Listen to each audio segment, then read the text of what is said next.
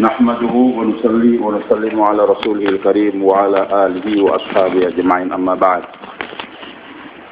فأعوذ بالله من الشيطان الرجيم بسم الله الرحمن الرحيم يا أيها الذين آمنوا قوا أنفسكم وأهلكم نارا وقودها الناس والحجارة عليها ملائكة غلاظ شداد لا يعصون الله ما أمرهم ويفعلون ما يؤمرون ويقول عز وجل والمؤمنون والمؤمنات بعضهم أولياء بعض يأمرون بالمعروف وينهون عن المنكر ويقيمون الصلاة ويؤتون الزكاة ويطيعون الله ورسوله أولئك سيرحمهم الله إن الله عزيز حكيم. ويقول أيضا وأقبل بعضهم على بعض يتساءلون قالوا إنا كنا قبل في أهل المشفقين فمن الله علينا وقنا عذاب الجحيم. ويقول رسول الله صلى الله عليه وسلم كلكم راع وكلكم مسؤول عن رعيته. ويقول أيضا خيركم خيركم لنسائه وأنا خيركم لنسائي أو كما قال النبي صلى الله عليه وسلم. Hadirin yang dimuliakan Allah, hidup bukan untuk main-main, bercanda, bersenda gurau, tapi adalah untuk menggang tanggung jawab, amanah. Maka Nabi telah jelaskan kepada ini umat, kullukum ra'in, setiap kalian adalah para penanggung jawab. Wa kullukum mas'ulun an ra'iyati, dan setiap kalian akan ditanya di hari kiamat nanti tentang tanggung jawab yang diberikan kepada dia. Setiap kita ini pemimpin, penanggung jawab. Ada 6 hadirin yang harus kita bawa kepada Allah Subhanahu wa taala. Kita bertanggung jawab atas 6. Yang pertama diri kita sendiri ini. Ya ayyuhalladzina amanu qu anfusakum. Hai orang beriman, jaga diri kalian. Tidak cukup hanya diri sendiri, maka ayat lanjutan itu ayat wa ahlikum, anak dan istri kalian. An-nar, dari api neraka. Jadi saya bapak-bapak bertanggung jawab atas pribadi masing-masing supaya selamat dari api neraka. Dan juga tanggung jawab yang kedua, kita harus menjaga anak dan istri kita daripada sentuhan api neraka. Dan itu berat api neraka. Waquduhan nas wal hijarah. Bahan bakar itu api neraka adalah manusia itu sendiri dan batu-batuan. Alaiha malaikatun ghilazun syidad. Di atas itu api neraka, yang menjaga itu api neraka adalah malaikatun ghilaz, yang kasar, syidad, keras. La ya'sunallaha ma amarahum. Mereka tidak pernah membangkang perintah-perintah yang Allah perintahkan pada mereka. Wa yaf'aluna ma yu'marun, senantiasa melaksanakan apa yang diperintahkan oleh Allah. Kemudian hadirin tanggung jawab yang ketiga. Jadi tidak hanya cukup yang penting saya dan istri saya, anak saya, rumah saya sudah beres, belum. Maka yang ketiga Allah berikan tanggung jawab wa anzir ashiratakal aqrabin. Allah ingatkan pada Nabi SAW untuk mengingatkan juga keluarga beliau yang terdekat, famili yang terdekat, masyarakat di RT kita atau di mahalah kita. Jadi bertanggung jawab atas pribadi sendiri, anak dan istri, juga orang sekitar kita ini, tetangga-tetangga kita, jiran-jiran kita, gabilah kita. Kemudian tanggung jawab yang keempat, litunzira ummal qura wa man haulaha. Yang keempat dan yang kelima, Rasulullah SAW diperintahkan oleh Allah untuk memberikan peringatan kepada Ummul Qura, masyarakat di kota Mekah, tempat kelahiran beliau. Ummul Quranya Nabi SAW adalah Mekah Al-Mukarramah, tempat lahir beliau. Maka beliau bertanggung jawab atas pribadi beliau sendiri, anak dan istri beliau, kemudian masyarakat sekitar beliau, kaum Quraisy, kemudian satu kota Mekah sana, wa man haulaha, dan seluruh jazirah Arab. Saya ini lahir di Banjarmasin, maka saya percaya tanggung jawab atas pribadi saya, anak dan istri saya, mahalah saya, juga kota Banjarmasin tanggung jawab saya. Bapak-bapak yang lahir di Medan, tanggung jawabnya Medan. Yang lahir di Jawa Timur, di Surabaya, Jawa Timur secara luas dan sebagainya. Kemudian waman haula, orang sekitarnya, sekitar Mekah, yaitu Jazirah Arab secara keseluruhan. Maaf, saya tadi di Banjarmasin, waman haula, seluruh Kalimantan Selatan.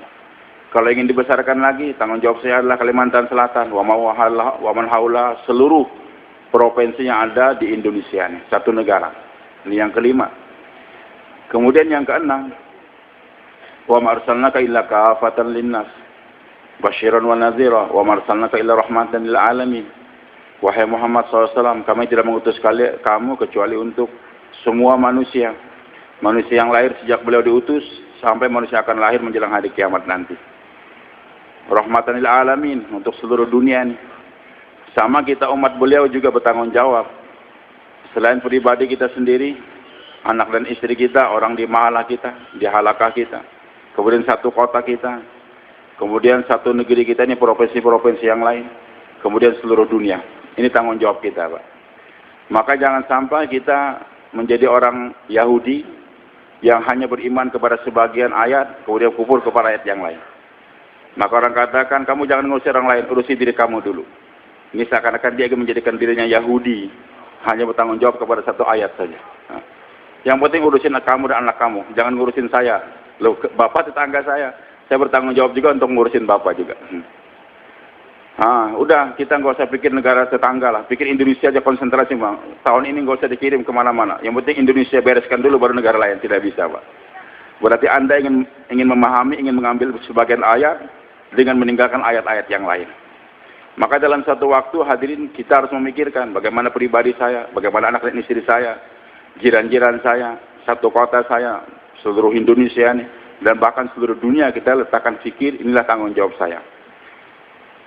Semoga Allah mudahkan kita buat tanggung jawab yang demikian.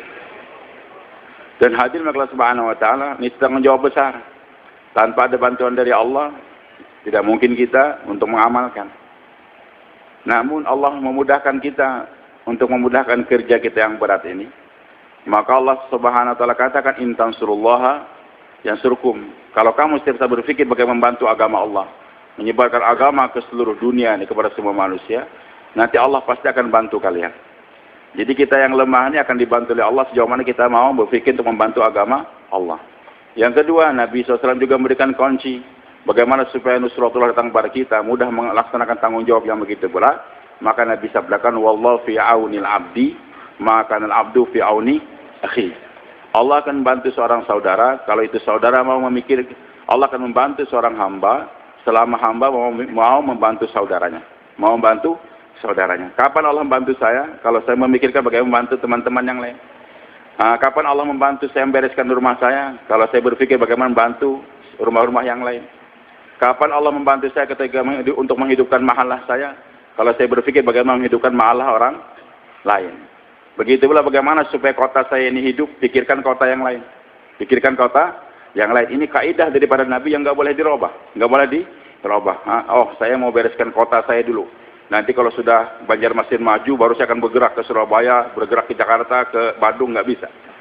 Sampai Anda mati, Banjarmasin nggak akan beres-beres. Begitu pula Medan, yang penting saya Medan dulu lah. Nggak usah pikir yang lain, Aceh nanti, Padang nanti. Sampai Anda mati, Medan nggak beres-beres. Tapi kalau kita orang Medan mikirkan bagaimana Aceh, bagaimana Padang, bagaimana kota yang lain, Palembang, Lampung, memikirkan ke sana, maka saat dia kerja di kota dia akan dapat bantuan langsung dari Allah. Yang penting Indonesia dulu, Malaysia jangan dipikirkan.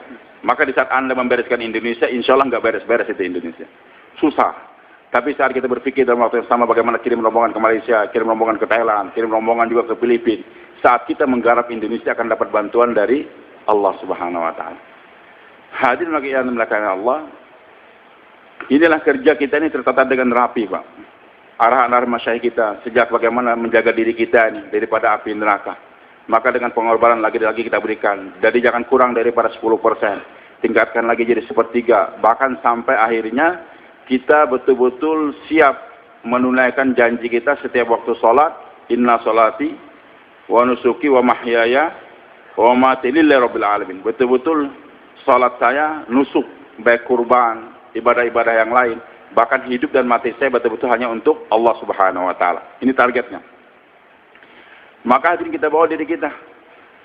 Dengan kita hidupkan talim, kita bergerak 2,5 jam dan sebagainya. Itu tujuannya khususnya adalah untuk memperbaiki diri kita sendiri. Kemudian anak dan istri kita. Inilah kerja Masturah yang sekarang kita dengungkan lagi dan lagi nih.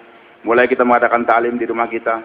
Kemudian istri kita dibawa kepada talim mahalang. Kita bawa dia 3 hari, 15 hari, 2 bulan. supaya nanti istri kita juga pulang mendidik anaknya dengan pendidikan Islami, sehingga rumah kita terbawa betul-betul kepada suasana rumah tangganya Nabi kita Muhammad SAW. Ini juga kerja kita. Begitu pula hadirnya Allah Subhanahu Wa Taala di mahalan kita ada musyawarah harian, berikan waktu 2,5 jam. Jaulah pertama, jaulah kedua. Begitu pula kita bawa untuk keluar 3 hari. Hadirnya Allah, masyarakat kita tadi, bagaimana 1 atau 2 orang lama berfikir membawa 8 atau 10 orang baru di mahalan dia, bawa keluar. Ini adalah dalam rangka wa'anzil asyiratakal aqrabin, masyarakat sekitar kita. Begitu pula hadirin Allah, jamaah 40 hari kita bentuk lagi orang dari mahala kita bawa keluar di sekitar profesi kita ini. Bahkan hadirin Allah, kita ingin bagaimana betul setiap orang ini jangan sampai belum pernah menggunakan waktu 4 bulan untuk keluar jalan Allah, agar bisa kita berangkatkan ke profesi-profesi yang lain.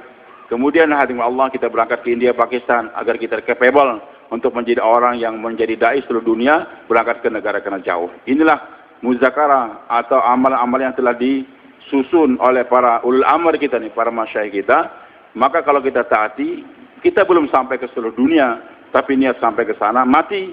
Maka Syekh Abdul Wahab katakan, walaupun kamu buat jaulah pertama di mahalah kamu ini, tapi niat kamu, ya Allah, saya melangkah ke Amerika, saya melangkah ke Rusia nih. Nah, waktu jaulah pertama, kita barangkali hanya mengunjungi 20 buah rumah saja. Tapi niat kita adalah, ya Allah, saya melangkah ke seluruh dunia. Maka nanti saat jaulah pertama Anda, atau waktu 2,5 jam, kita mengunjungi si fulan, dimusyawarahkan 2 rumah. Tapi kita niat, ya Allah, saya melangkah ke seluruh dunia ini. Saya melangkah ke Amerika, ke Rusia, ke mana-mana. Maka nanti kesan daripada dakwah Anda Allah sampaikan ke Amerika sana. Nah, walaupun jauhlah makom. Maka insya Allah, mudah-mudahan suatu saat Anda dihajikan semua insya Allah. Nanti akan ketemu orang yang badannya besar, putih, pakai sorban, meluk Anda. Brother, thank you brother, thank you brother. Heran kita, kok ini orang kenapa terima kasih sama saya? Dia katakan, kamu yang menaskir saya untuk masuk Islam. Kapan? Misalnya kita belum pernah ketemu, baru pertama kali ini. Oh, dulu di Amerika, 3 tahun yang lalu. Saya tengah malam, bingung saya, tertidur. Saya mimpi ketemu wajah orang seperti antum betul-betul. 3 tahun yang lalu, hari apa? Hari Jumat malam Sabtu. Oh iya, pas malam jaulah pertama saya. Kesan daripada kata Syekh Abdul Wahab di Makami, tapi niat seluruh dunia Allah sampaikan kesannya ke Amerika sana.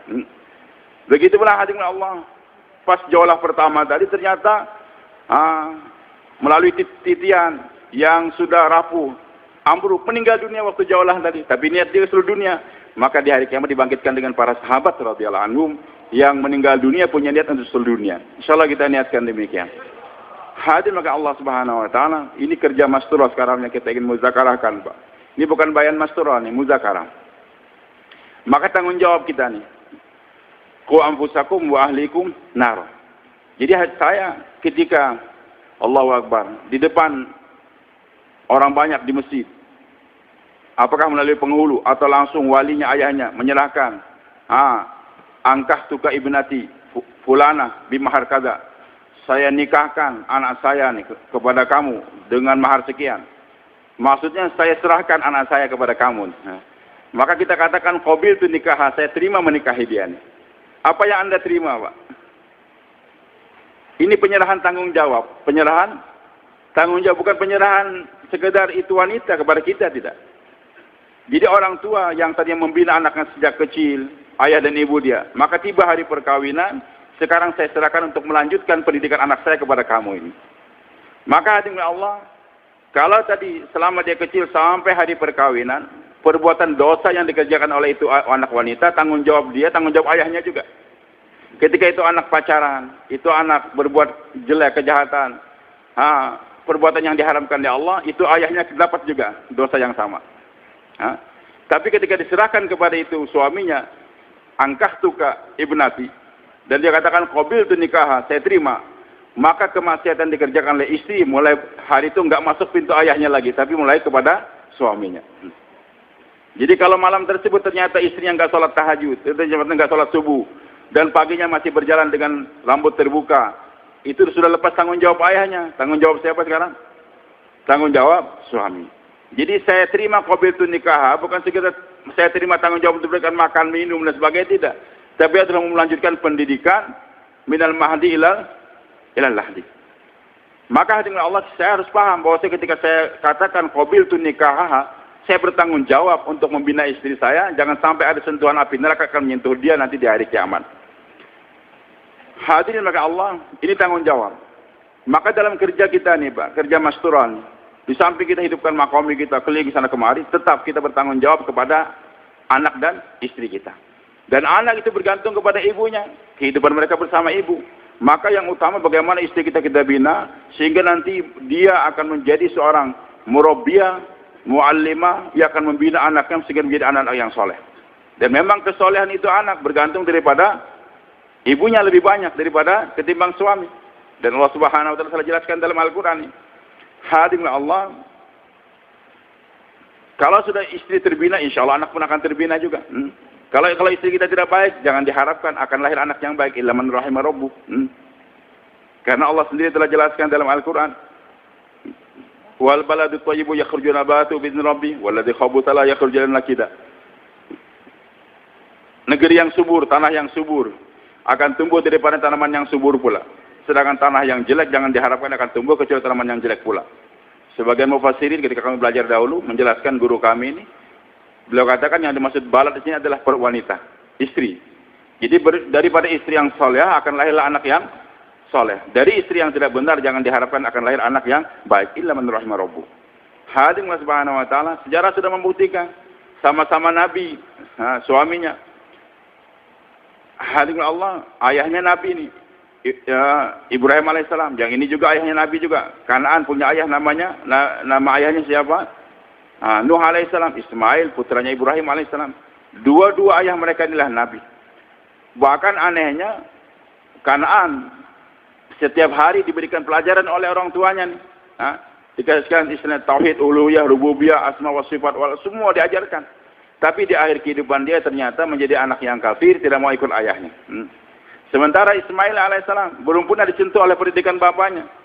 Sejak masih bayi kali dibawa ke lembah yang enggak ada kehidupan. Tapi aneh hadirin Allah, ketika dijelaskan oleh orang tuanya, inni ara fil manam anni azbahuka fanzur madza tara.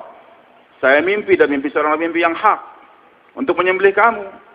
Bagaimana pendapat kamu? Bagaimana pendapat kamu bukan musyawarah untuk mengetes, menguji keimanan itu anak bagaimana. Ternyata hadirin bukan main, luar biasa. Itu anak yang belum pernah disentuh oleh pendidikan ayahnya dengan tegar mengatakan ya abati fa'al ma tu'mar satajidun insyaallah minas sabirin. Wahai ayah, kerjakan apa yang Allah perintahkan, kau akan dapatkan aku menjadi anak yang sabar. Bahkan mulai Utsman damat barakatuh yang 2 tahun ini datang pada kita, bahkan insya Allah tahun ini juga akan datang lagi. Beliau pernah bayan sebelum disembelih oleh ayahnya tadi, Nabi Ismail alaihissalam masih memberikan bayan hidayah kepada ayahnya.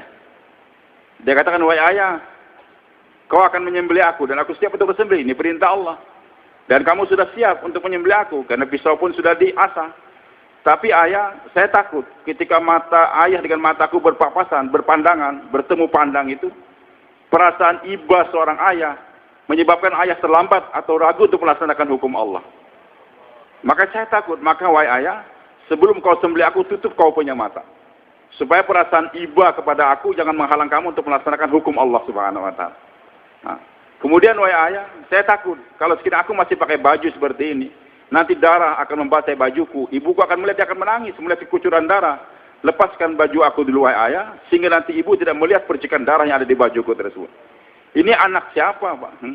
Yang bisa memberikan bayan hidayah kepada ayahnya, bukan siap dikorbankan saja, tapi memberikan pengarahan agar ayah jangan sampai perasaan iba, perasaan cinta kasih kepada anak terhalang untuk melaksanakan perintah Allah. Apa yang membedakan keduanya Pak? Ibu. Jadi walaupun belum pernah disentuh oleh pendidikan ayahnya, tapi Hajar radhiyallahu anha tegar untuk membina anaknya Ismail alaihissalam, sehingga anaknya menjadi orang yang siap untuk melaksanakan hukum Allah Subhanahu wa taala. Inilah hadirin kerja kita bagaimana membina istri kita untuk menjadi orang yang siap menyiapkan anaknya, siap untuk melaksanakan hukum Allah Subhanahu wa taala. Begitulah hadirin melakukan Allah. Maka bermula daripada seorang ibu ini. Allahu Akbar. Hadirin melakukan Allah Subhanahu wa taala. Maka ketika kita katakan saya terima untuk menikahi dia, untuk menyempurnakan iman, ibadah, tanggung jawab daripada istri kita ini. Bahkan hadirin Allah Subhanahu wa taala, orang tua kita mulai saat katakan, bahwasanya Islam ini merupakan satu bangunan, Pak, suatu bangunan. Yang mana Nabi SAW jelaskan dalam hadis yang sahih, bunyal Islamu ala khamsin. Bunyal Islamu ala khams. Islam itu dibangun di atas 5 tiang pancang. Di atas 5 tiang pancang. Ala khamsin. Syahadati an la ilaha illallah wa anna Muhammadur Rasulullah wa iqamis shalah wa ita'iz zakah wa shaumi Ramadan wal haji liman istata'a ilaihi sabila. Kama qala Nabi SAW. Beliau katakan Islam itu dibangun di atas 5 pondasi dasar, pondasi yang kuat. Syahadah, salat, puasa, zakat, haji dan haji. Jadi syahadah, salat, puasa, zakat dan haji. Ini pondasi. Maka beliau katakan kalian hendaklah paham yang 5 ini adalah pondasi. Apa? Pondasi. Dan Islam dibangun di atas 5 pondasi tadi. Lantas bangunannya itu apa? Kan 5 ini kan pondasi tiang, Pak. Bangunannya apa? Syahadah yang berupa iman ini. Ini kan pondasi, Pak. Salat kita, zakat kita, itu semua pondasi Islam. Islamnya belum dibangun. Loh, saya kan sudah mengamalkan apa lagi? Saya sudah syahadah, saya sudah salat, saya sudah bayar zakat, saya puasa Ramadan, bahkan tambah Senin Kemis lagi, puasa saya 3 hari setiap bulan, tapi puasa putih. Zakat saya bayar, bahkan saya bersedekah, saya haji tiap tahun, umroh tiap bulan, apalagi? Berarti Anda sudah membuat fondasi Islam. Anda belum membangun Islam. Belum membangun Islam. Satu orang ingin buat bangunan hotel berbintang 5 dengan 1000 kamar yang luks. Lantas dia bangun di atas 100 fondasi. Setelah selesai fondasi dia bangun tiang pancangnya, silahkan Pak. Mau tinggal di hotel saya. Ada yang tinggal enggak? Ada yang tinggal? Atau ingin Pak, saya jual hotel saya berbintang 5 dengan fondasi dasar sudah 100, silakan beli. Berapa belinya? Taksirannya berapa? Siapa yang bisa menilai berapa itu harga hotel? Harga bangunan siapa bisa nilai? Enggak ada, Pak. Paling yang mau tidur di sana kucing, tikus, anjing, jin, dan sebagainya. Manusia enggak akan mau tidur. Kapan orang bisa menilai itu Islam, Pak? Kapan orang bisa menghargai, menghormati tinggal setelah dibangun? Bangunannya apa? Itulah muasyarah, muamalah, dan akhlak. Muasyarah hubungan kita, suami istri, anak beranak, dengan tetangga kita, jiran kita. Ini namanya muasyarah. Muamalah, hubungan transaksi dagang, hutang piutang, dan sebagainya. Kemudian, bagaimana pula akhlaknya? Akhlak kita, hubungan dengan hati kita. Apakah masih ada kesombongan atau ada ketawaduan dan sebagainya? Ini akhlak, Pak. Hadirin Allah, kalau sudah dibangun dengan tadi baru orang tertarik. Oh, Islam itu begini, Islam itu begini. Ternyata indah itu Islam. Orang pun senang. Berbondong-bondong untuk orang masuk Islam. Dan hadirin Allah, yang 5 ini pondasi. Karena pondasi nggak kelihatan. Tidak kelihatan. Syahadah di mana, Pak? Syahadah di mana? Memang kita ucapkan di lisan kan, tapi bersumber dari hati. Orang kafir nggak lihat iman kita ini. Begitu pula sholat kita di mana? Di masjid. Mekel, Petrus, Yuvernus dan sebagainya nggak lihat sholatnya kita ini. Jadi orang kafir nggak lihat sholatnya kita di masjid. Terpendam. Puasa kita di mana? Puasa di mana, Pak? Puasa di perut. Nggak kelihatan. Orang nggak tertarik dengan puasa kita, nggak kelihatan.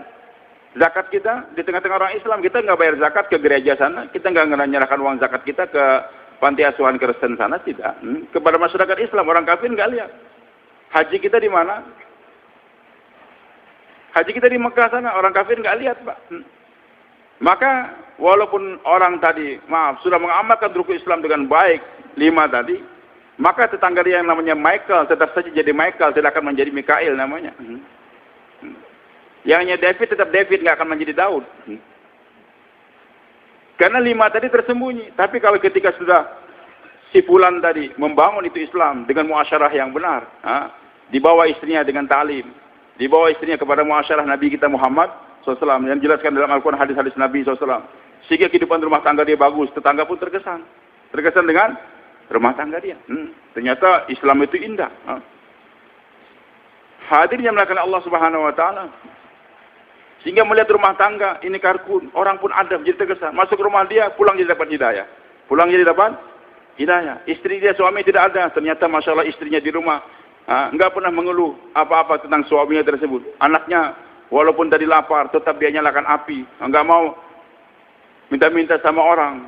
Ternyata kehidupannya Masya Allah tertata dengan baik. Anak-anak dia, sebagaimana Umar Palampuri rahmatullah pernah ceritakan.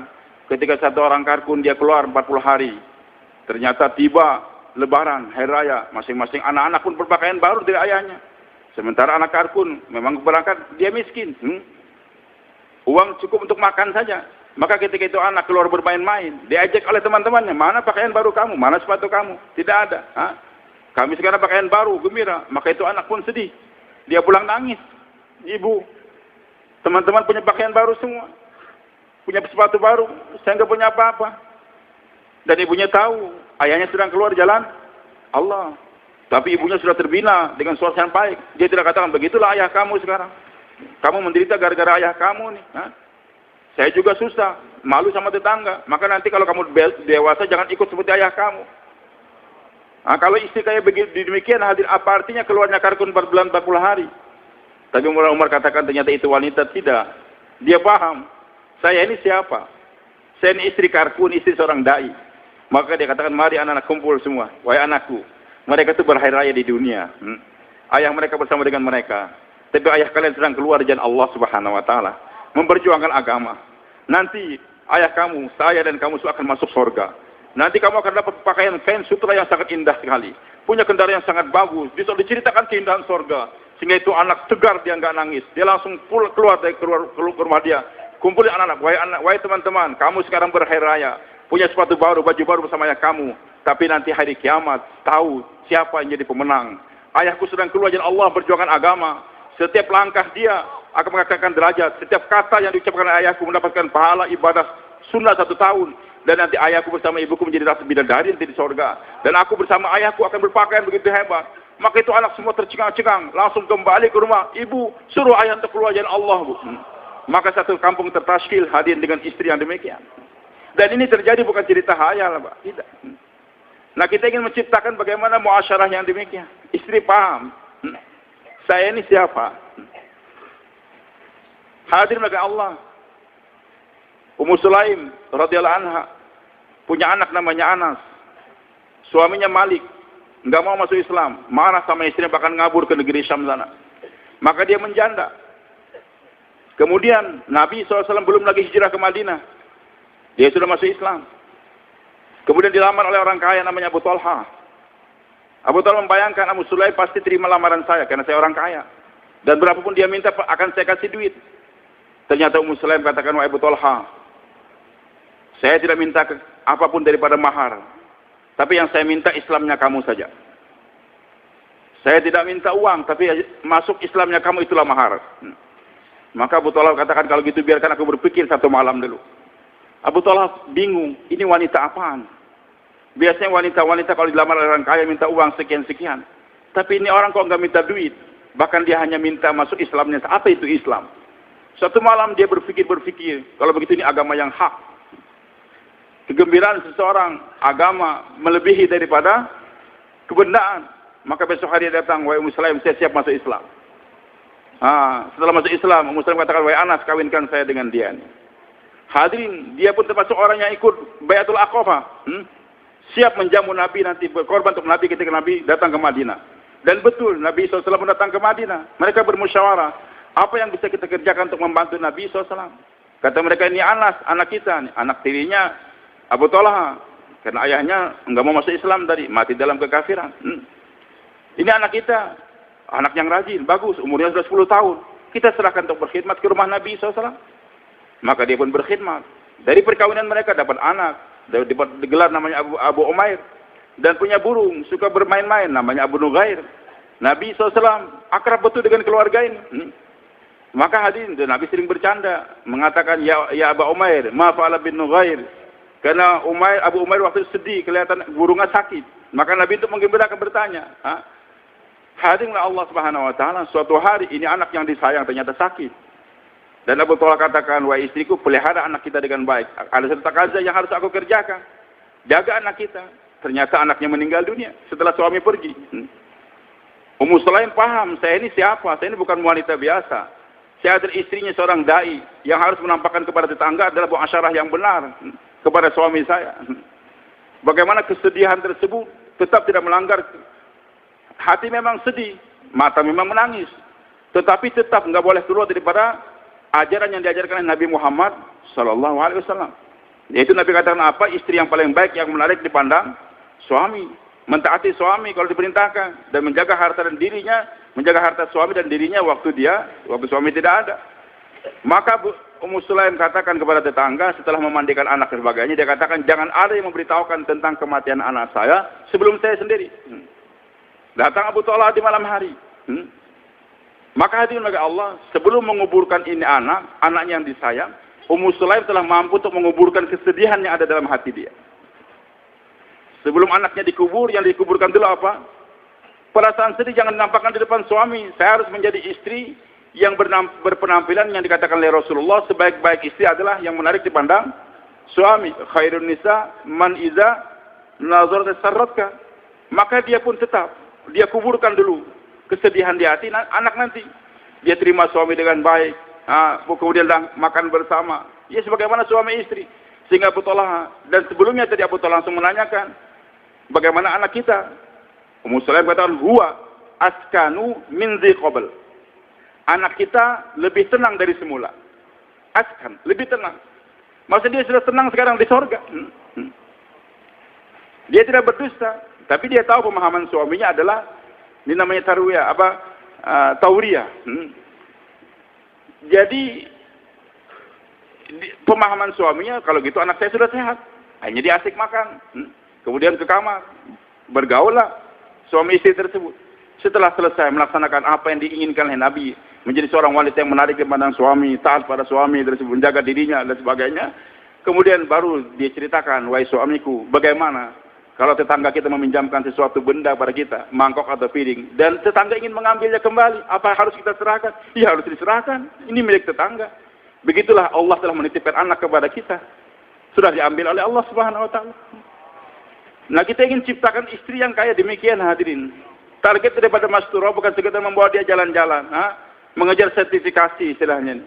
Bagaimana istri 3 hari, kemudian 15 hari, 2 bulan, tapi gentayangan terus di pom bensin sana.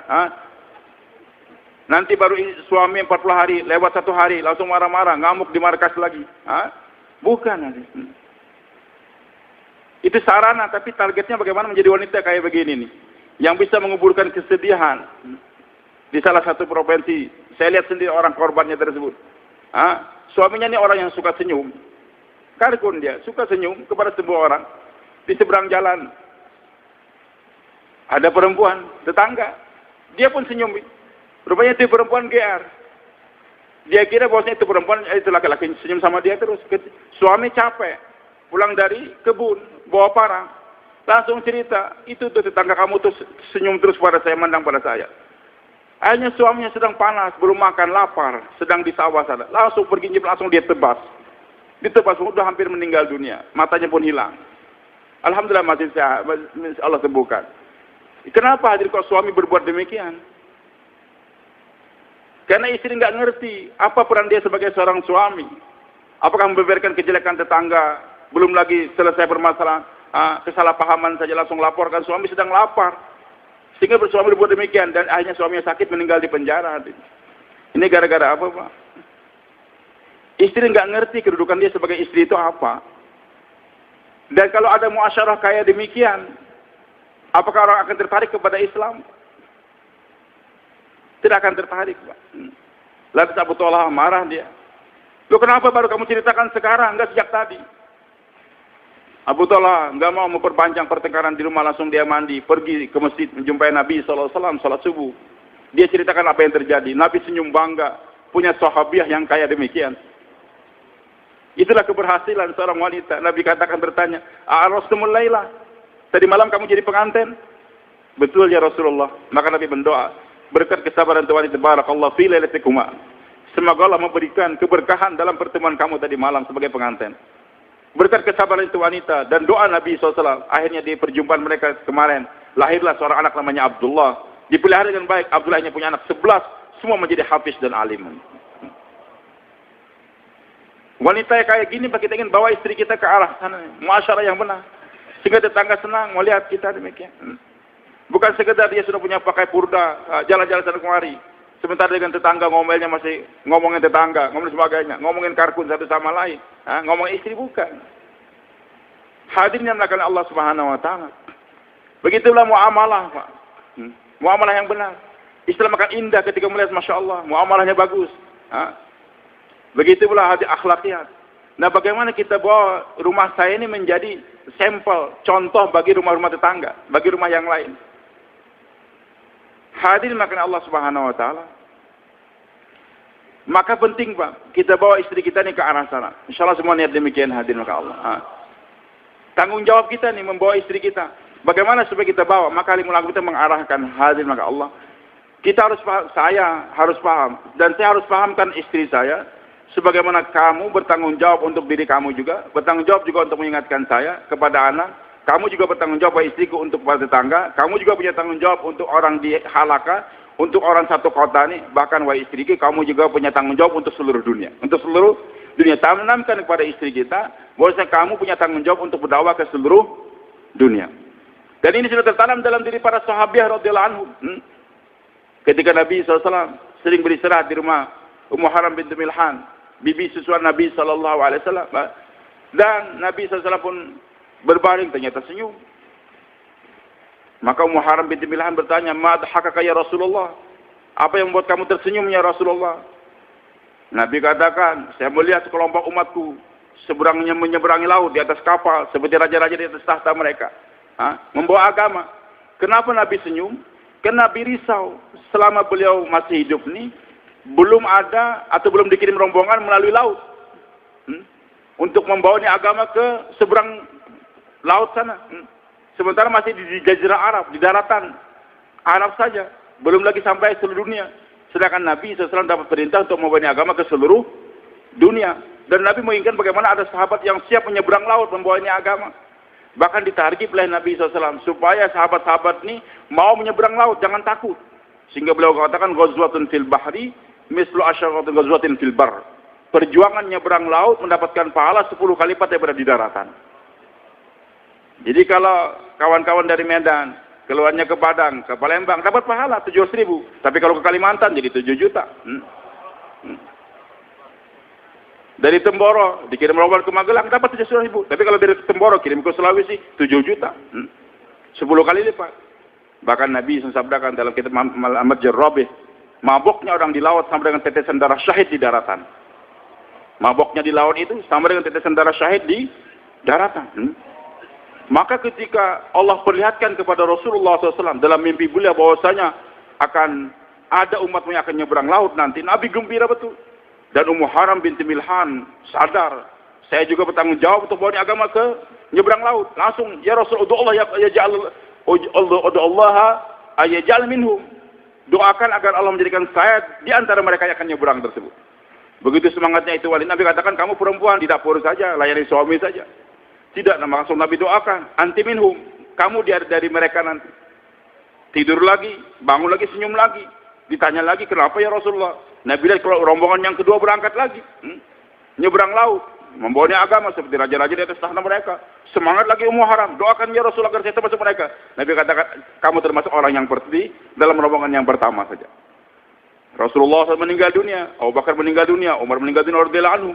Di zaman Utsman bin Affan radhiyallahu anhu, Muawiyah menjadi gubernur di negeri Syam, di Damaskus sana. Maka beliau sudah melihat ada kesempatan untuk menyeberang ke Siprus sana. Nyebrang ke Eropa, dibuat armada besar dan diiklankan kita akan nyebrang membawa ini agama untuk menunaikan hadis Rasulullah SAW. Ummu Haram mendengar itu berita langsung dia tashkil suaminya Ubadah bin Samit radhiyallahu anhu. Ubadah bin Samit, ayo cepat daftarkan nama kita untuk berangkat sama itu rombongan. Maka berangkat, sampainya di Siprus, agama pun disebarkan ke Eropa sana. Ketika selesai mau pulang naik kapal lagi, sebelum sampai di pelabuhan jatuh dari kendaraan beliau dan meninggal dunia di sana. Jamaah yang pernah ke Siprus kemarin menceritakan kepada saya, kami sempat berziarah ke makam Ummu Haram binti Milhan dan di atas pusara beliau tertulis Al-Mar'atus Salihah. Ini hari kita ingin tanamkan bahwasanya kamu itu wahai istriku bukan bertanggung jawab sekedar masak, melahirkan anak sebagainya, tidak. Kalau hanya sekedar sana, sama saja dengan perempuan-perempuan yang lain. Apa bedanya dengan kambing, sapi dan sebagainya? Beda. Kamu itu bertanggung jawab selain untuk membereskan anak kamu juga membawanya agama ke seluruh dunia. Kalau dia belum sempat berangkat sedunia, minimal ada fikir. Ya Allah, berikan hidayah ke Amerika, berikan hidayah ke Soviet.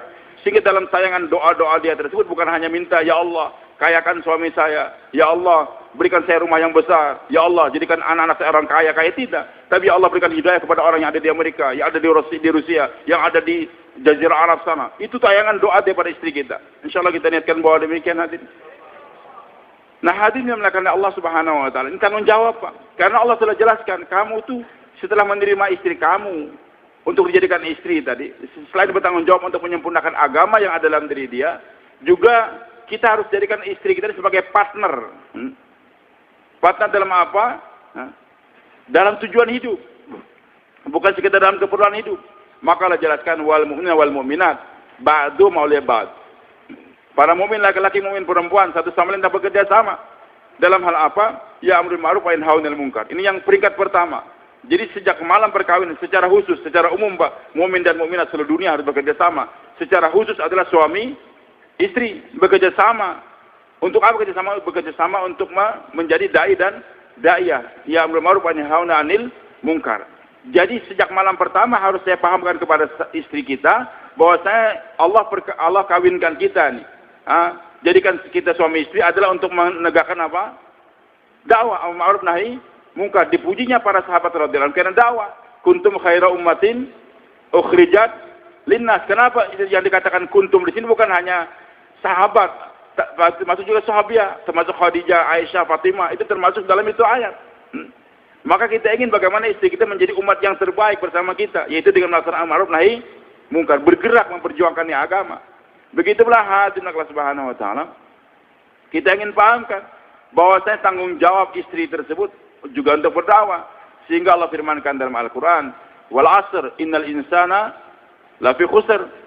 Ini istri kita ini manusia atau bukan, Pak? Apa ada yang kawin dengan jin di sini?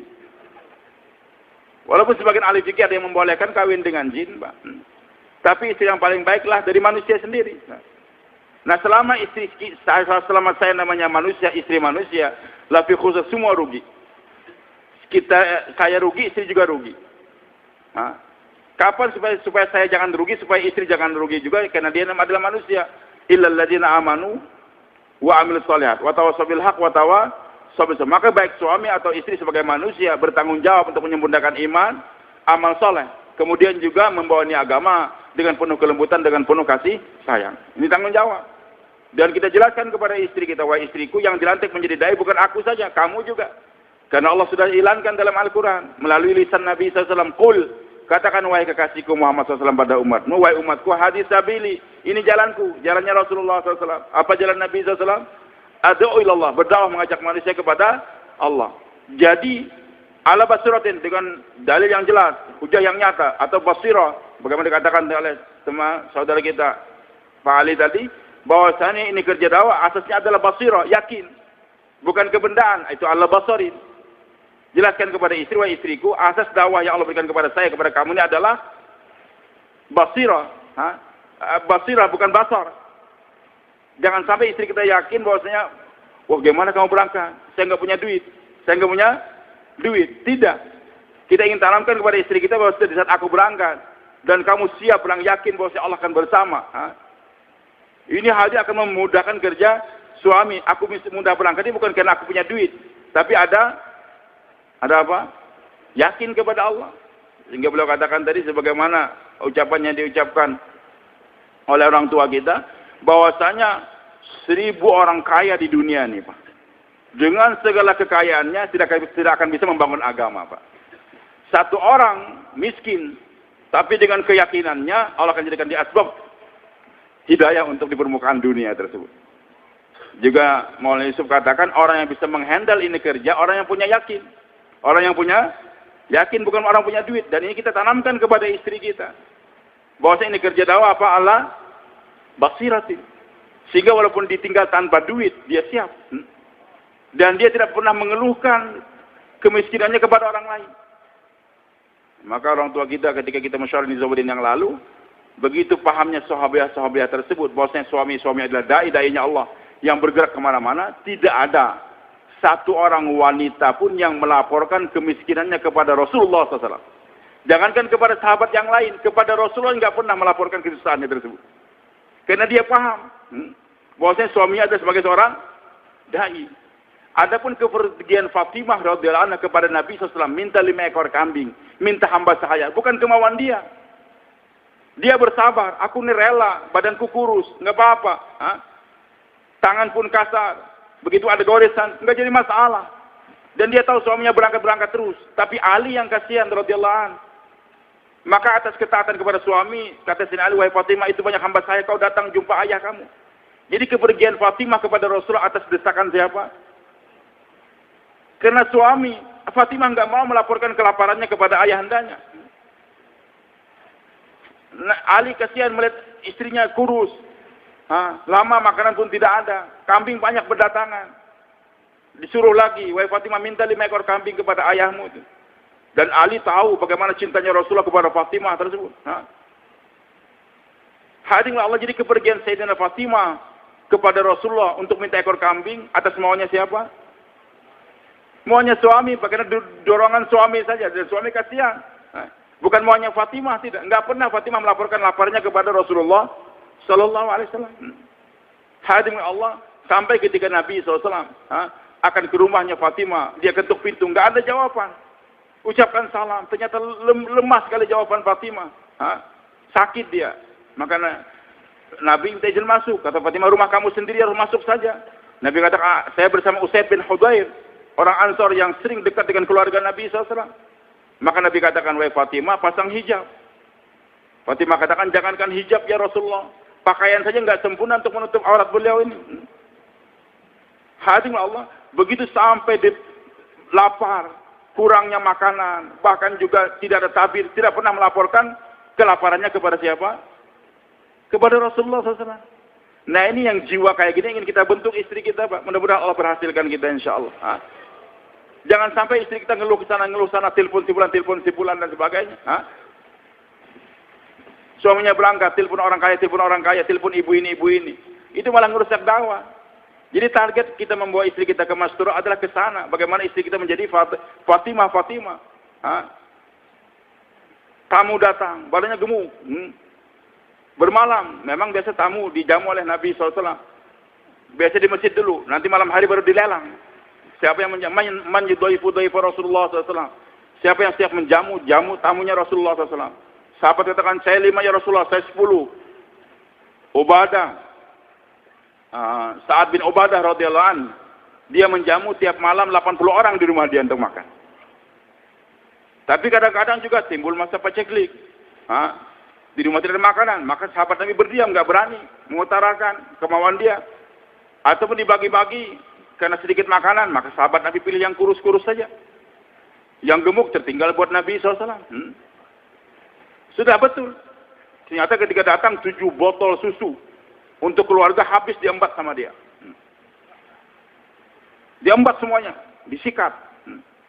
Maka Fatimah, ya Allah, lapar kita. Ini tamu nggak punya pengertian, dihabiskan susu kita. Tapi Fatimah sabar. Begitulah risiko menjadi istri seorang dai, Pak. Siap untuk lapar. Begitulah yang terjadi kepada sahabiah yang lain. Hadir maka Allah Subhanahu Wa Taala. Besok hari ternyata datang lagi itu orang. Maka Aisyah membayangkan lagi kita akan lapar. Tapi ternyata dia malam berikutnya hanya minum satu botol susu saja. Dia juga heran. Kenapa? Nabi katakan orang kafir itu makan dengan tujuh perut besar, orang muslim makan dengan 1 saja. Rupanya dia belum masuk Islam. Hari besoknya dia masuk Islam, sehingga 1 botol sudah kenyang dia. Nah, kita ingin ciptakan, mudah-mudahan bagaimana istri saya menjadi Aisyah yang kayak demikian. Menjadi Fatimah, menjadi Khadijah. Ini targetnya. Bukan menjadikan istri kita selekut 3 hari. Abang mau kemana, Bang? Oh, saya kerja, sibuk. Oke. Kunci mobil di mana, Bang? Terus mau kemana, Bang? Saya nusrah jamaah nanti. Dengan siapa? Ini kan dari Bu Yeni, Bu Eti dan sebagainya. Nanti diambil mobil, telepon, Bu, tunggu ya. Sebelum asar, nanti kita sembahyang di Masjid Jami sana, saya akan jemput semua. Tiap hari bawa nusrah, masturah dengan ibu-ibu semua. Wah, Masya Allah, istri saya setelah ikut 3 hari, ajib tiap hari, jauhlah terus, bawa terus. Itu bukan keberhasilan, Pak.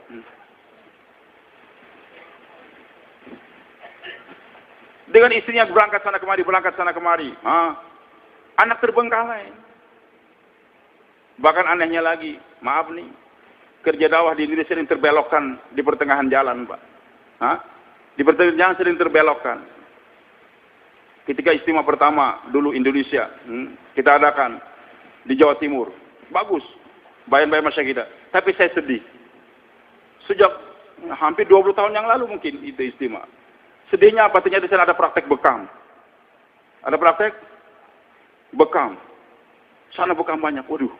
Saya bilang ada demonstrasi apa? Tamu kita dari Thailand mengajarkan akan bekam tersebut. Wah, bagus pengobatan sunnah Nabi Muhammad SAW. Tapi mulai hari itu saya sedih, Pak. Ini bakal berarti perjalanan dakwah di Indonesia akan terbelok-belokkan nanti. Dari pengobatan rohani menjadi pengobatan jasmani. Maaf. Saya tidak anti bekam, Pak. Saya juga senang dibekam.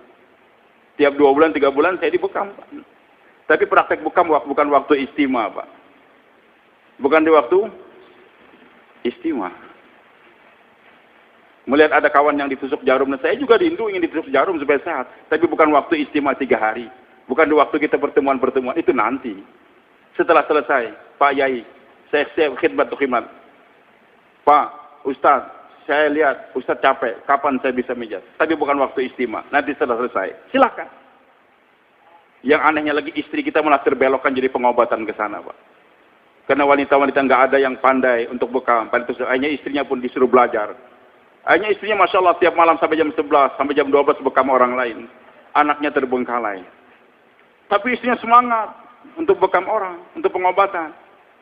Namun suaminya curhat kepada saya, Ustaz, sekarang ada kerenggang hubungan saya dengan istri saya. Anak sekarang mulai terbengkalai. Saya nasihatin istri saya, tapi abang harus paham, saya akan berkhidmat untuk orang lain. Ini bukan keberhasilan dalam dakwah, Pak. Kita bawa istri kita untuk bekerja sama, untuk menyiapkan dai-dainya Allah. Saya mati pada atas mimbar tanpa dibekam. Lebih mulia daripada saya nggak jadi bayan untuk dibekam. Maaf. Lihat Ustadz capek barangkali, atau kayak Mukhlisun capek nih, pakai nggak usah bayan, izin sama Pak Cecep untuk dibekam saja, karena waktu untuk bekam saya nggak ada, nggak apa-apa, saya mati di mimbar tengah bayan lebih mulia daripada saya sehat dibekam saudara. Siap mengatakan demikian, Pak?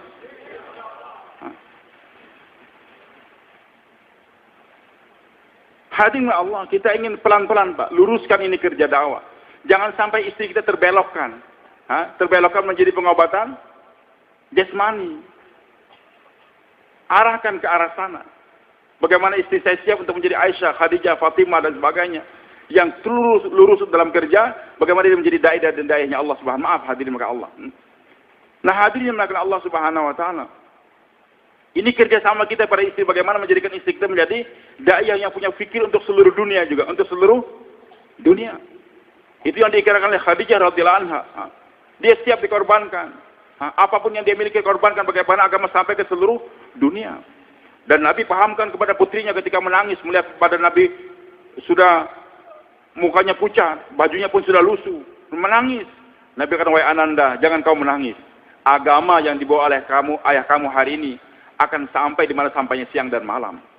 Agama yang dibawa oleh kamu hari ini akan masuk ke setiap buah rumah, baik gubuk ataupun tembok.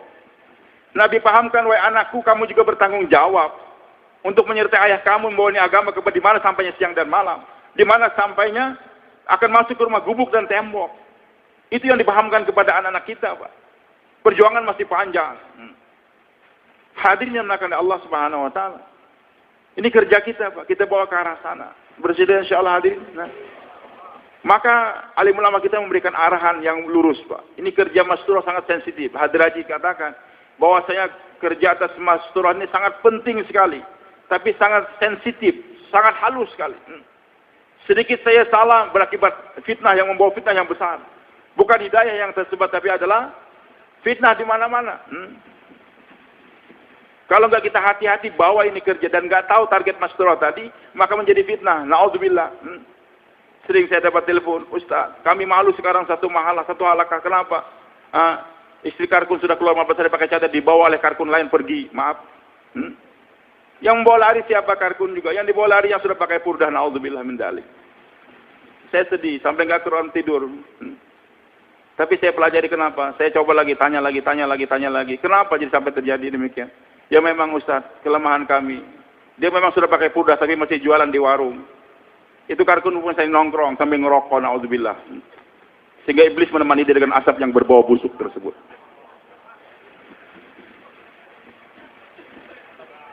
Malaikat gak akan dekat dengan itu bau yang sangat busuk tadi.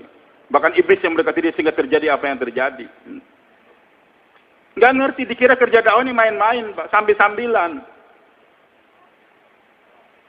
Ini kerja dakwah dengan keseriusan, Pak. Bermain-main, bercanda-canda, tidak. Targetnya bukan memakaikan purdah dia, tapi masih kerja di warung, melayani laki-laki, tidak. Kita ingin ciptakan istri kita, istri yang dikatakan oleh Nabi, sebaik-baik istri yang menarik dipandang suami saja. Dipandang orang lain dia nggak menarik, Pak. Taat hanya kepada suami. Bahkan seorang istri wajib taat kepada suami, lebih daripada ayahnya. Kadang-kadang kita salah. Saya pernah mengingatkan seorang ayah, di mana bapak punya mantu sekarang? Di sana. Kenapa kerja? Terus istrinya, waduh, nggak bisa ikut Ustaz. Karena anak cuma satu. Ibunya sangat cinta sama dia. Saya tanya suami, kenapa kau nggak bawa punya istri kamu pergi ke sana? Ibunya ngelarang. Ibunya, karena anak cuma satu saja. Loh, apa ibunya lupa ketika akad nikah tersebut saya serahkan anak saya kepada kamu?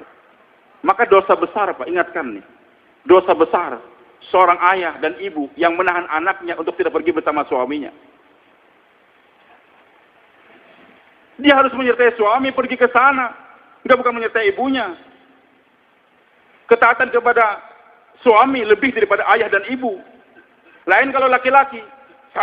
Kita semua laki-laki. Mentaati ayah dan ibu kita lebih utama daripada mentaati istri kita. Kalau bertentangan antara perintah ayah dan ibu dengan istri, ikuti ayah dan ibu. Tinggalkan itu istri, nggak jadi masalah. Tapi jangan coba-coba istri dengan suami, Pak. Bang, saya nggak bisa ikut abang karena ibu saya melarang saya. Tinggalkan itu ibu. Anda nggak durhaka. Maaf, saya tidak mengajarkan kedurhakaan kepada ibu, tidak. Tapi ketaatan istri kepada suami itu setelah ketaatan kepada Allah dan Rasul. Harus kita pahamkan, kamu itu bersama saya. Bagaimana seorang suami akan tenang hidupnya tanpa ada istri, Pak? Padahal Allah katakan litaskunu ilaiha, enggak akan tenang jiwa seorang suami tanpa adanya istri di samping dia. Hadirin maka Allah Subhanahu wa taala. Maka penting kita bawa istri kita dalam kerja, tapi penuh dengan kehati-hatian. Bersedia insyaallah hadirin. Jangan sampai kita ikut-ikutan sekarang nih, ada istilah sertifikasi, apa? Sertifikasi karena ingin gajinya naik, diiklankan oleh SB. Setiap pegawai akan dinaikkan, tapi dengan syarat S1, S2. Maka masing-masing kejar paket. Istrinya, bapaknya gimana? Belum 3 hari? Belum 15 hari? Cepat kejar terus. Sehingga bulan ini keluar, bulan depan keluar lagi. Sertifikasi. Supaya cepat, karena ada jamaah akan berangkat bulan Juni ini. Istri saya baru kawin, saya harus bersama itu jamaah. Kejar paket. Bukan sertifikasi yang kita inginkan, Pak. Dalam kerja laki-laki beda dengan masturah, Pak. Untuk laki-laki kerja dulu, usul menyusul nanti. Usul dakwah menyusul, tapi masturah usul dulu, tertib dulu baru dikeluarkan. Jangan dikeluarkan jamaah masturah sebelum ikut tertib. Laki-laki terjun kota dia, atau dari Wamena datang, atau terjun kota datang dengan 3 peti, dia bawa brandy, bawa siwak Firaun 3 bal. Dia katakan siap 40 hari. Masya Allah, marhaban. Please come, Michael. Peluk dia. Bagi yang siap untuk memeluk dia. Iya. Karena ada preman di tempat saya tuh. Mungkin dia paham, dia nggak mau meluk saya. Cuma jabat tangan, dia senang. Tapi teman yang mantan juga dia peluk. Dengan pelukan dia tadi, Masya Allah, terkesan itu orang. Masya Allah, saya selama hidup belum ada orang yang pakai sarban meluk saya. Tapi dia nih, dikira dia ustadznya nih, meluk saya, senang. Akhirnya dia ikut keluar. Bau mulutnya bukan main. Mungkin karena menghargai saya, dia nggak meluk saya. Jabat tangan, tapi yang ini dipeluk sama dia. Karena dia meluk duluan. Silahkan. Mau keluar berapa hari? 40 hari. Tapi maaf Pak, saya nggak bisa hidup tanpa 3 peti ini Pak. Tanpa 3 bal ini saya nggak bisa hidup. Nggak jadi masalah. Silahkan. Mandi, ini sarung. Dengarkan bayan hidayah. Bentar Pak, saya bisa ngantuk. Kalau nggak nenggak 1 botol, saya ngantuk. Pergi. Bah, 1 botol. Selesai. Duduk dia dengar bayan hidayah. Tukar. Mau berangkat? Maaf Pak.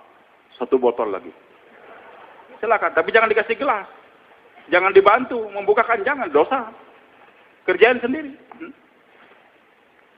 Mau berangkat. Sebentar. Pusing. Tanpa siwak Firaun. Aku belum murni hijrah ke Madinah Rasulullah. Masih di Marlboro Country. Udah. Maaf. Ngerokok dia. Jalan, sambil jalan ke Bapak. Sampai setelah 3 hari, tengah malam dia bangun, dia bantingkan itu botol semuanya.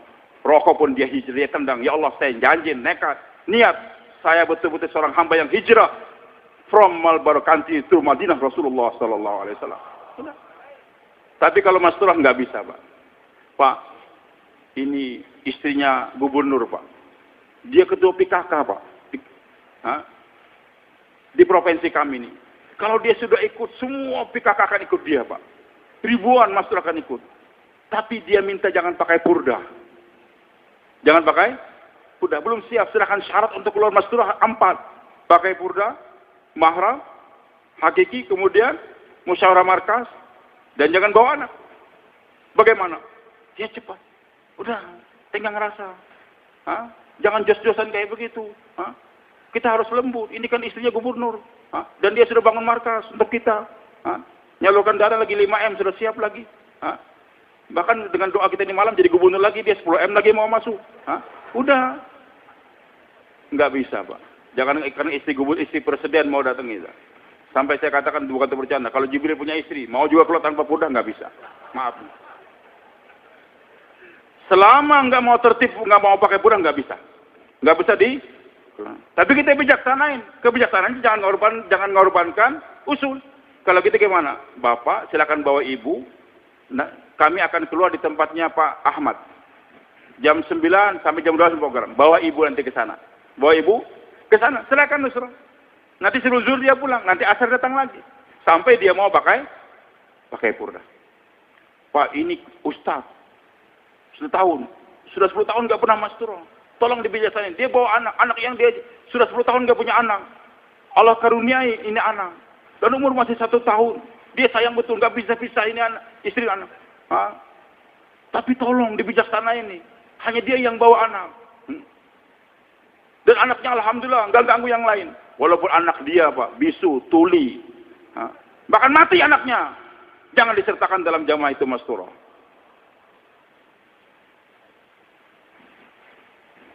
Nggak bisa berangkat, nusrah saja. Ini kerja Mas Turah, Pak. Kalau enggak, terjadi fitnah sekarang macam-macam begitu. Sudah 40 hari Mas Turah, kok bisa dibawa lari oleh orang lain? Maaf. Indikasi, Pak. Berhasilnya Mas Turah. Lihat anak-anaknya itu di mana, Pak. Semoga Allah pahamkan saya dan tuan-tuan, insyaAllah. Maka hadirin Allah, selama usul dakwah enggak dilaksanakan, jangan dikeluarkan dulu itu Mas Turah. Jangan dikeluarkan. Bersedia tuan-tuan? Hadirin Allah Subhanahu wa taala. Maka mulai ini kerja Mas Turah mulai dari rumah kita sendiri. Qu anfusakum wa ahlikum nara. Awal daripada kerja Mas Turah di mana, Pak? Taklim di rumah. Oh, keluar 3 hari. Ustaz, tolong doain Ustaz. Istri saya belum mau diajak 3 hari. Sudah taklim belum? Belum. Tapi kan 3 hari dulu, kalau sudah 3 hari nanti taklim hidup enggak. Bukan diharamkan istri keluar 3 hari belum taklim hidup di rumah, tidak diharamkan, Pak. Tapi yang paling hebat diawali dengan apa? Taklim rumah. Bersedia tuan-tuan insyaallah?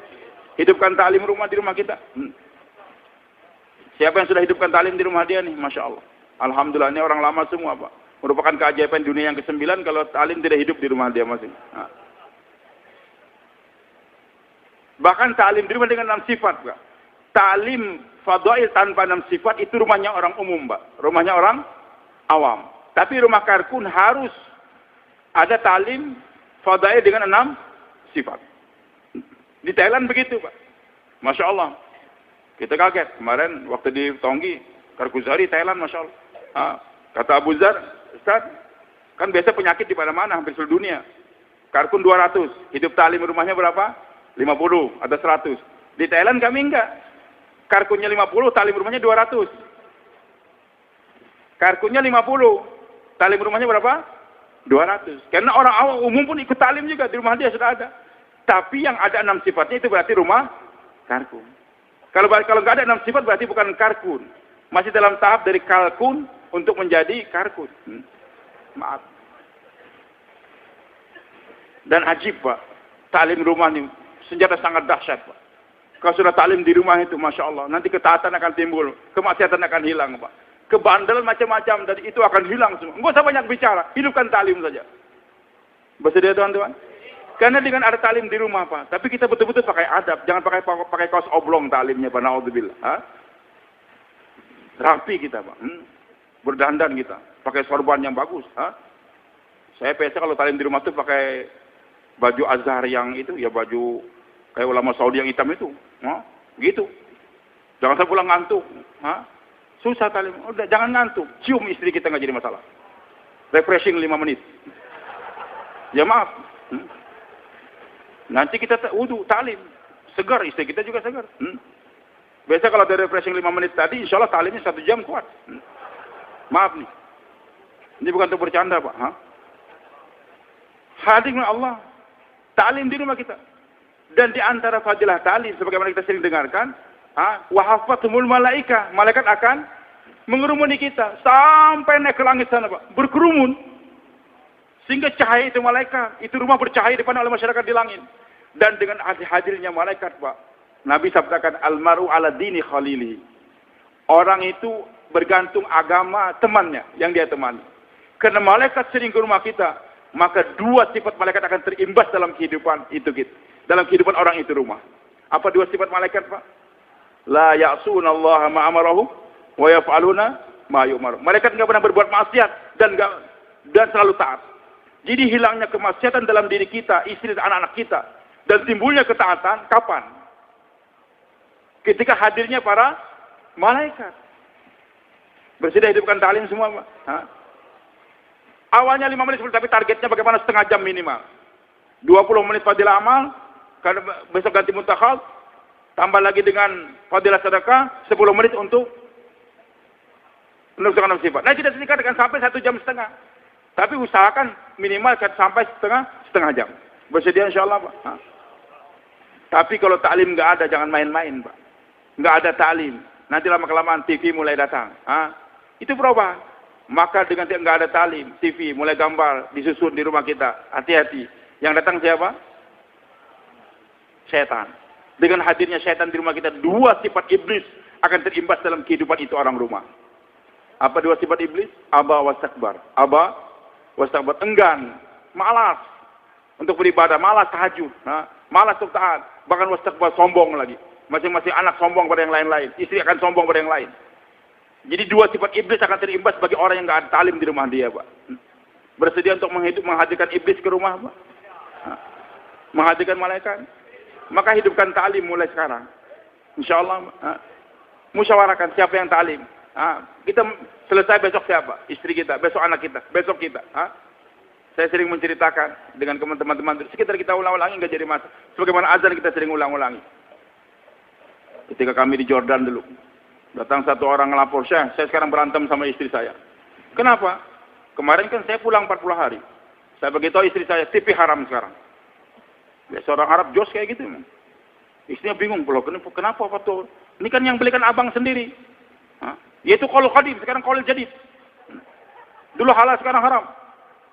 Nggak boleh lagi. Iblis banyak masuk di rumah kita nih, gara-gara ada TV ini. Ribut dengan istrinya. Anaknya penonton saja. Akhirnya udah kata istri, jangan berkelahi banyak bang. Udah, silakan keluarkan TV dari rumah dan aku akan keluar bersama dengan TV. Wah gawat. Pulang, itu keluhan dia. Kata Masya, siapa yang nyuruh kamu mengeluarkan TV? Ada nggak bayang tangguh kami mengeluarkan TV di rumah kamu? Ada nggak perintah kami untuk mengeluarkan TV? Nggak ada. Apa perintah? Ta'lim. Ya hidupkan ta'lim, jangan banyak bicara. Hanya dihidupkan ta'lim. Hari pertama nggak mau dengar. Kedua, terus istiqomah 27 hari. Alhamdulillah anak-anak sudah ikut, istri pun sudah ikut. Keluar 3 hari, pulang 3 hari, TV udah nggak ada. Wih, mana TV dia? Jangan banyak bicara, ta'lim dulu. Selesai ta'lim, 6 sifat, doa. Lihat gudang, ternyata TV-nya pecah di gudang. Kenapa dipecah Ummu Ahmad? Kan bisa kita jual untuk keluar lagi. Loh, abang kan bilang TV haram. Kalau kita menjual, berarti menjual benda yang haram, Bang.